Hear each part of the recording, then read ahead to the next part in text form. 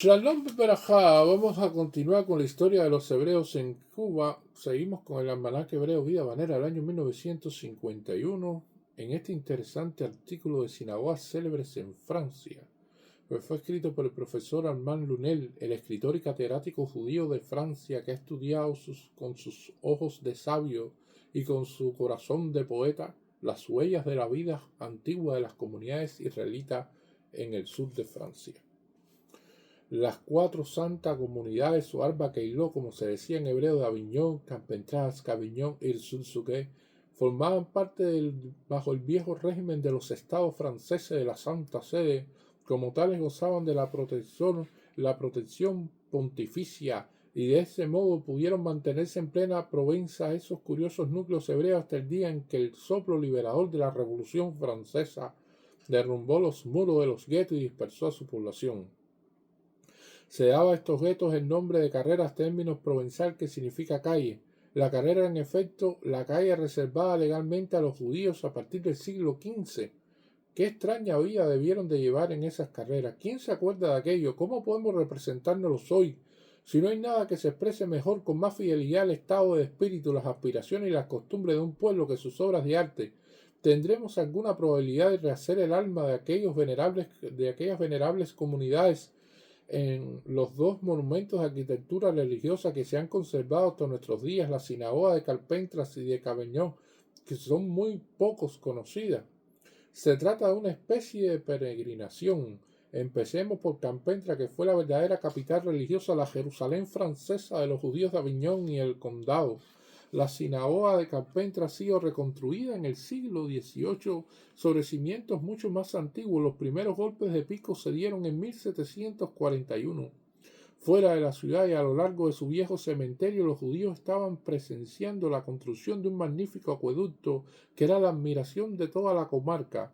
Esto le dio indudablemente la idea de contratar como arquitecto al ingeniero real Antoine Dalmán, autor entre otros notables obras del citado acueducto digno de los romanos, y que no encontró inconveniente para aceptar el encargo en las murmuraciones que corrían a la sazón sobre su carácter de francmasón. El edificio con que habían tenido que conformarse los judíos hasta entonces no tenía capacidad más que para 350 fieles.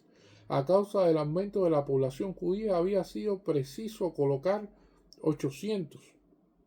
El templo pues requería reparaciones y ampliación, pero los judíos de Carpentras no podían perder de vista que allí en su santuario no podía hacerse restauración alguna sin el permiso previo del Santo Oficio, que sólo lo otorgaba a precio de oro.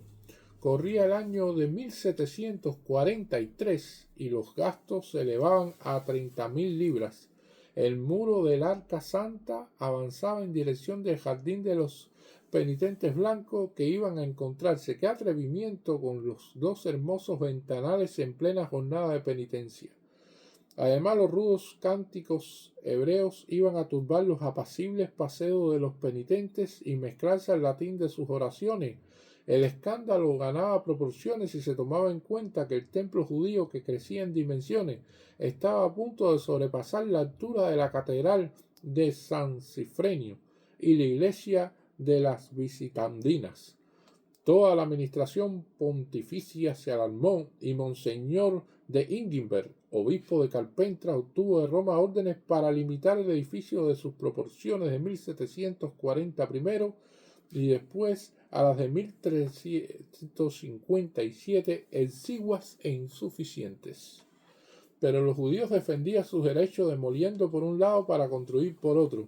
Ni en 1784, después de 40 años de regateos, la nueva sinagoga, reducida a las dimensiones que ambas partes juzgaron razonable, quedó terminada en el estado aproximado en la que la conocemos hoy. La fachada del monumento en plano, sin decoración de ninguna clase, tras haber ascendido unos cuantos escalones en un vestíbulo moderno, nos admiraremos de la maravilla lograda por los judíos después de tantas tribulaciones y bajo la mirada celosa y susceptible de los representantes de la iglesia. La sinagoga estaba montada como un salón Luis XVI, con el mismo lujo, los mismos dorados, los mismos zócalos y las mismas molduras. Y lo que llama más la atención es la profusión del luminario deslumbrante aún en aquellos días, arañas antiguas de bronce de Holanda o de cristal veneciano, alternando con los modelos de láminas pintadas estilo Imperio o palinas Luis Felipe. Y hay que señalar que en la época en que cada carrera formaba una pequeña república bajo el protectorado de la Iglesia, había en ella una jerarquía administrativa extraordinaria. Todas las actividades estaban gobernadas por funcionarios que se denominaban a la manera provenzal bailones o bailíos. Pues bien, junto al bailío de la Pautille, el de grado más bajo, encargado de la limpieza del barrio, el más digno de todos y podemos decir que el más brillante, era el baililio del luminario del templo. Esta sinagoga, que por su lujo recuerda algo a los teatros, tiene 2 pisos. Sobre la puerta interior, una ancha y profunda tribuna extiende su soberbio canasto de hierro labrado, de donde parten 3 grandes candeleros de 7 brazos y en la que se prolonga hacia los 2 lados en forma de palco. Esta tribuna sirve de base a un dosel apoyado en columna ligero como una jaula. La tebá, dosel destinado a la lectura de la Torá, que adquiría con tal elevación cierto carácter aéreo y celestial. A la derecha e izquierda, 2 escaleras servían para el ascenso y descenso en procesión de los fieles que adquirían el honor de besar y abrir públicamente el libro de la ley. Es duro pasar del fervor religioso a la fría conservación arqueológica, que es exactamente lo que había, y esto se puede reconstruir con facilidad, pero hay que imaginar después la mejor manera posible todo aquel pasado ardiente y vibrante. El arca santa estaba abajo, en el primer piso, frente a la tribuna.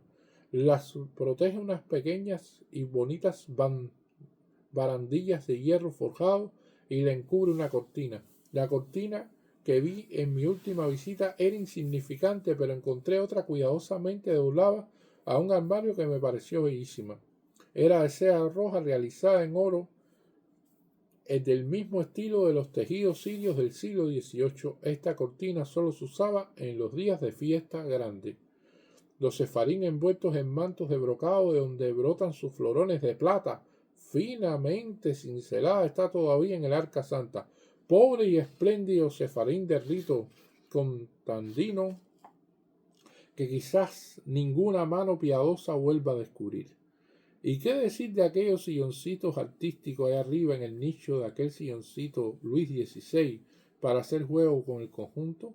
También permanece en un lugar y no lo abandonará nunca el sillón para el profeta Elías, para presidir junto al padrino y frente al arca la ceremonia de la circuncisión.